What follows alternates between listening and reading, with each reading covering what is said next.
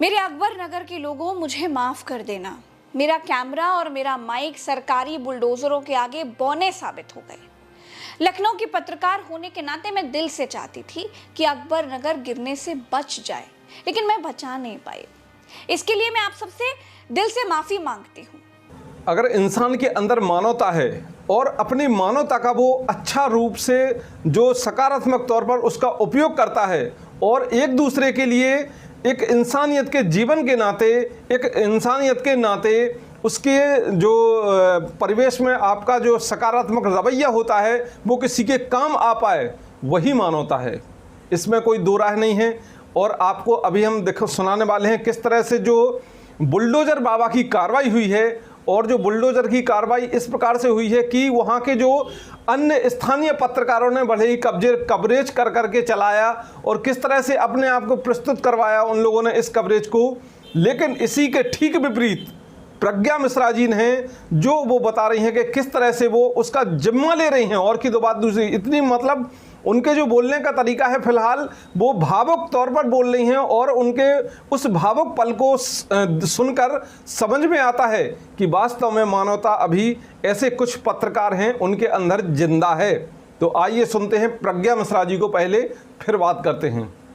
आपके सामने ये दो मस्जिदें या मदरसे दिखाई दे रहे हैं और ये वही इमारतें हैं जब पुलिस इस अकबर नगर के भीतर पत्रकारों को घुसने नहीं दे रही थी तो मैंने गुपचुप तरीके से इन्हीं इमारतों पर चढ़कर फुटेजेस ली थी।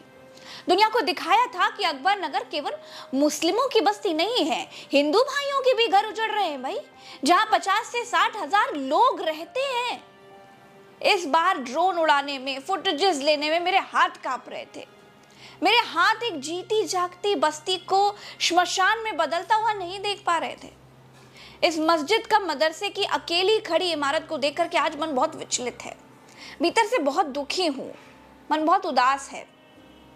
एक एक शब्द बोलने में मुझे बहुत पीड़ा हो रही है। मैं जिस इमारत पर चढ़कर अकबर नगर को कवर कर रही थी, मैंने लोगों को बताया कि अकबर नगर क्या है, पूरी दुनिया को दिखाया, वो इमारत भी अब चंद मिनटों की ही मेहमान है।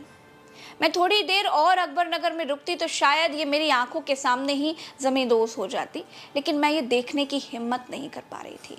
मेरे भीतर से वो हिम्मत नहीं आ पा रही थी। ये अकबर नगर है, अकबर नगर, क्योंकि मुझे लगा कि यहाँ से ऊपर से आपको ये दृश्य दिखाना चाहिए कि किस तरह से यहाँ जितने मकान थे, लगभग 2200 से ऊपर मकान थे और वो सारे आज जो है ईंट और पत्थर के ढेर में ढह चुके हैं, वो पूरी तरीके से डिमोलिश्ड हो चुके हैं। और सामने की तस्वीर आप देख सकते हैं, सिर्फ जो मस्जिद है, जो दो मस्जिद है, वही सिर्फ बची हुई है और पूरी तरीके से यहाँ पर पूरा का पूरा अकबर नगर इस समय ध्वस्त हो चुका है, नीचे गिर गया है। सारे मकान, सारे दुकान इस समय एकदम मिट्टी के भांति नीचे जमीन पे आ गए हैं। और ये वो नाला है जहाँ पर ये कुकरैल नदी जिसे कहा गया है, ये वही नदी है जो आप सीधे तौर पर ये देख पा रहे होंगे। आप ये दो तस्वीर देखिए, ये एक तब की तस्वीर है जब अकबर नगर आबाद हुआ करता था और ये दूसरी तब की तस्वीर है जब अकबर नगर पूरी तरह से बर्बाद हो चुका है। और इस बर्बादी के ऊपर अब सरकार विकास को जन्म देगी। एक बार देखने से लगता है कि ये खाड़ी देशों में से किसी एक देश का युद्ध क्षेत्र है, लेकिन सच ये है कि अकबर नगर अब नहीं रहा, मिट्टी में मिल चुका है, ज़मींदोज़ हो चुका है।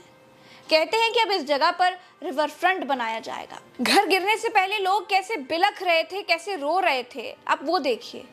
और आज का ध्वस्त अकबर नगर देखिए।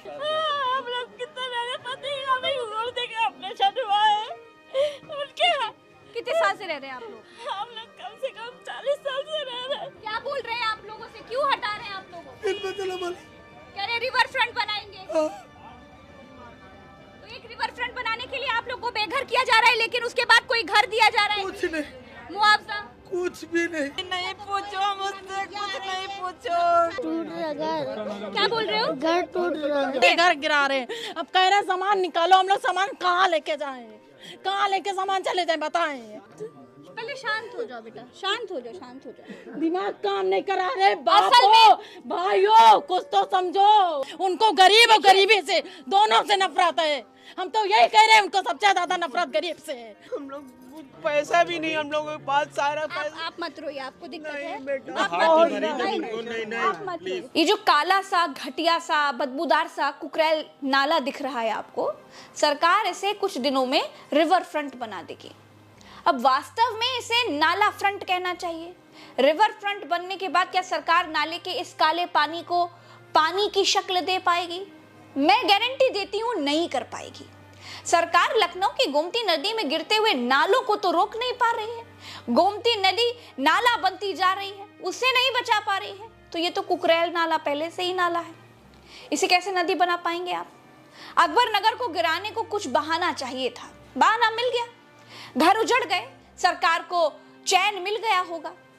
असल बात यह है दोस्तों कि जिस जमीन पर हजारों लोगों की हाय लगी है, जिस जमीन पर हजारों लोगों के आंसू गिरे हैं, उस जमीन पर कोई वैभव, कोई फ्रंट टिकेगा ये बहुत मुश्किल दिखाई देता है। अगर दुआओं में ताकत होती है ना, तो बद्दुआओं में तो और भी ताकत होती है। ठीक है, अल्लाह पाक सलामत रखे सबको। पूरा महल्ला भी छड़ गया है, सब छूट गया, सारे साथी 70 साल थे महल्ला, 35 साल थे, तो हम लोग थे सन 90 से आए हुए थे। क्या करें, ठीक है, अल्लाह ताला ऊपर वाले की लाठी में आवाज़ नहीं है सर, बस सबके दिल से दुआ ही निकल रही है। ठीक है, आने वाला समय अल्लाह ताला फिर काट देगा, फिर कहीं बनाएंगे। इससे अच्छा है तो हमका सब कहीं लटा के बुलडोजर चला देती, कुछ हम लोगों का बचा नहीं है, सब कुछ खत्म कर दी। इतनी मेहनत से हम लोगों ने बनाया, पता है यहाँ पानी नहीं होता था, हम लोग निशात लेने जाते थे पानी। गरीबों की बद्दुआओं में कितनी ताकत होती है ना, ये मैंने अपनी आंखों से देखी है। पिछली बार जब मैं अकबर नगर कवर कर रही थी, मैं रिपोर्ट फाइल कर रही थी, तो मुझे एक माता जी मिली। उन्होंने बीजेपी सरकार को बद्दुआ दी थी। रिजल्ट जानते हैं क्या हुआ? रिजल्ट ये हुआ कि बीजेपी अयोध्या की ही सीट हार गई। यूपी में बीजेपी की बहुत बुरी तरह से हार हुई। आज मैं आपके लिए उन माता जी का बयान अपनी पिछली रिपोर्ट से निकाल करके लाई हूँ, क्योंकि भगवान हो या अल्लाह हो, ऊपर वाले के घर देर है लेकिन अंधेर नहीं है दोस्तों। मंदिर बनाएंगे, मस्जिद बनाएंगे, लेकिन गरीब का झोपड़ा तोड़ के कोई भगवान नहीं खुश होगा, उसमें भगवान नहीं बैठेंगे। किसी गरीब का झोपड़ा तोड़ के उनको बेघर करके भगवान बैठा लो, वो भगवान नहीं बनाएंगे। राम को भक्त बोलते हो, श्री राम को अपना घर दे के गरीबों को, छोटे छोटे बच्चों को आश्रयहीन कर रहे हैं, तो ऐसा क्या है? नहीं हुआ तो हम लोग का क्या होगा? उसके आगे पीछे कोई है? कोई वो सरकार नहीं है जो गरीबों को बेघर कर दे, जो बेसहारों का सहारा छीन ले, वो सरकार नहीं है, नहीं है सरकार। मुझे याद है दोस्तों, जब मैं अकबर नगर कवर कर रही थी तो वो मामला अदालत में था। अकबर नगर के लोग मेरे भीतर, अदालत के भीतर, सरकार के भीतर, भगवान के भीतर, अल्लाह के भीतर कोई करिश्मा कर देने की उम्मीद लगाकर बैठे थे। एक बार उनकी उम्मीद हकीकत में बदली भी, लेकिन वो बहुत देर तक नहीं चली। हाईकोर्ट का निर्णय आएगा, अकबर नगर बच गया। मुझे बहुत खुशी है कि मैं टूटा हुआ पैर लेकर रिपोर्टिंग करने के लिए आई थी, और मेरी रिपोर्टिंग करते करते इन लोगों को स्टे मिल गया है।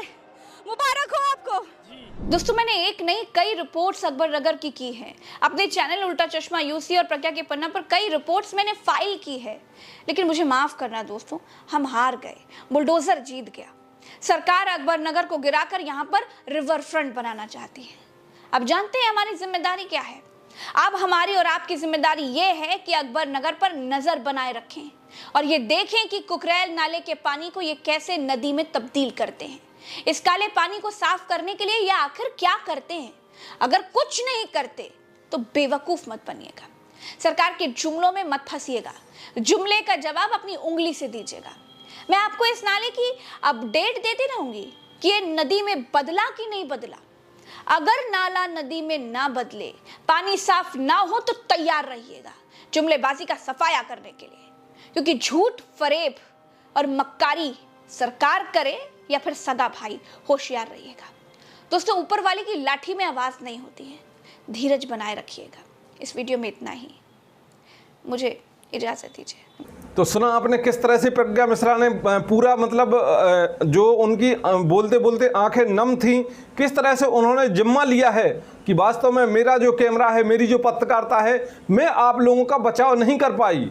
मतलब ये जो कार्रवाइयाँ हैं, इस तरह की कार्रवाइयों से किसी भी पत्रकार को अपना उनका तो मिर्च मसाला मिल जाता है, लेकिन इससे ठीक विपरीत जो प्रज्ञा मिश्रा का बोलने का तरीका है और उनकी जो भावनाएं हैं, यहाँ पर उनकी भावनाएं साफ साफ झलक गई कि अगर मैं जो कुछ आप लोगों के लिए कर पाती तो वो ऐसी सरकार जो निष्ठुर सरकार है, जिसको निष्ठुरी कहेंगे, वो उनके उससे नहीं रुकी।